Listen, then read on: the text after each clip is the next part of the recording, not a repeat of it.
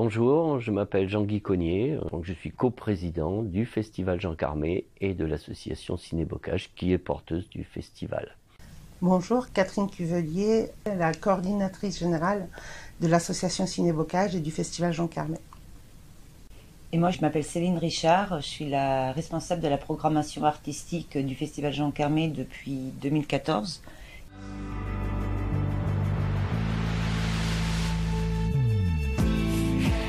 Entre la santé et la santé mentale des jeunes, il y a des belles passerelles.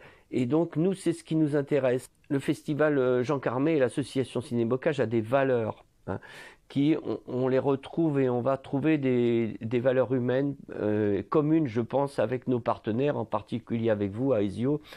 Nous, on présente des œuvres qui apportent des éléments de réflexion sur des problèmes contemporains graves, ou parfois plus légers aussi, mais et qui sont des outils fondamentaux pour tous les éducateurs et tous les gens qui travaillent avec les jeunes. On parle souvent des quartiers, mais moi je globalise les problématiques des jeunes à toute la population.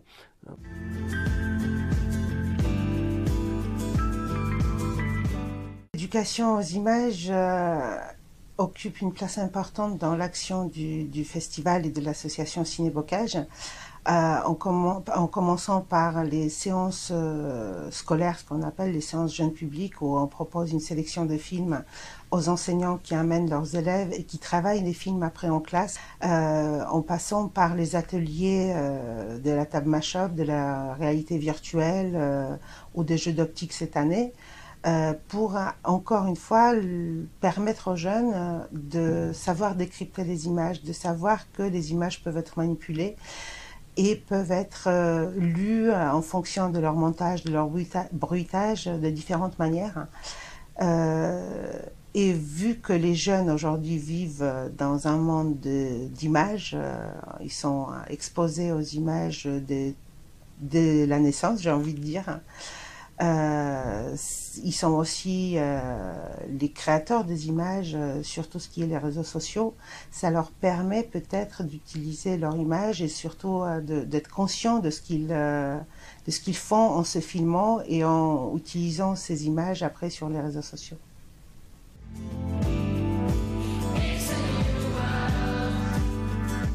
Ce qu'on essaye de proposer quand même, c'est l'expérience collective. C'est sur la rencontre avec les autres. On leur propose la découverte du cinéma, la découverte de la technique, pour qu'ils comprennent que le cinéma, c'est pas que du divertissement, c'est aussi un moyen de voir le monde différemment, de s'ouvrir à d'autres cultures, de faire une expérience collective.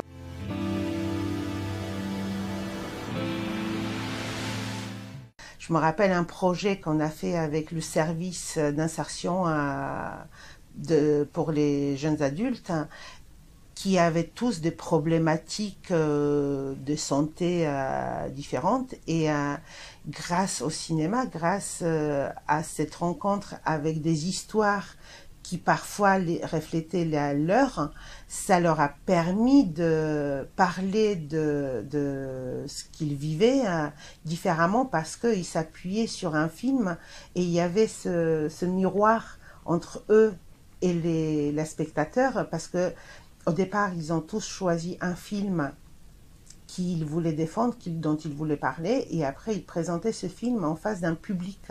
Et je me rappelle, c'est un souvenir très ému, je me rappelle d'une fille de 18 ans qui était très très timide, mais vraiment timidité maladive.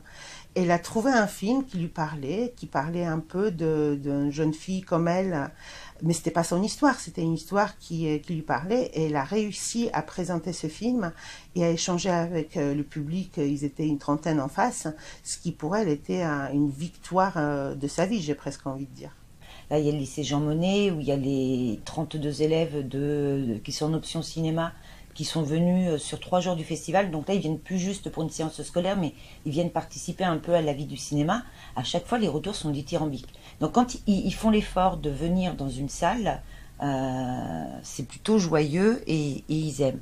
Après, donc voilà, nous on essaye de promouvoir cette idée de rencontre, d'échange aussi. Là, les gens dans le cinéma, enfin dans le hall, parlent des films, et toi t'as aimé celui-là, et lequel tu me conseilles, etc.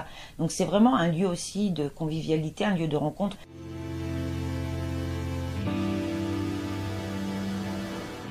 C'est un festival qui donne la part belle aussi aux jeunes, puisque on a des actions dans les quartiers, on a des actions avant le festival, et on a aussi quelque chose de très original qui est le prix des détenus, puisque ici à Yzeure, nous avons une centrale très importante et une maison d'arrêt, et on travaille avec le